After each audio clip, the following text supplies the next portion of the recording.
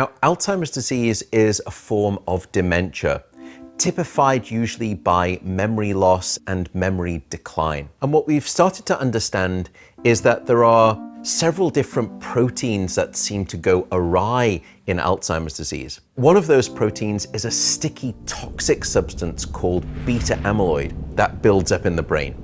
The other is something called tau protein. How are these things related to sleep? Well, first, if we look at a large-scale epidemiological level, what we know is that individuals who report sleeping typically less than 6 hours a night have a significantly higher risk of going on to develop high amounts of that beta amyloid in their brain later in life. We also several years ago, a scientist called Makan Nedergaard made a remarkable discovery. What she identified was a cleansing system in the brain.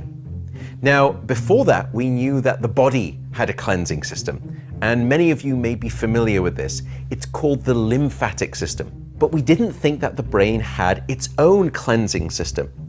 And studying mice, she was actually able to identify a sewage system within the brain called the glymphatic system, named after the cells that make it up, called these glial cells. Now, if that wasn't remarkable enough, she went on to make two more incredible discoveries. First, what she found is that that cleansing system in the brain is not always switched on in high flow volume across the 24-hour period.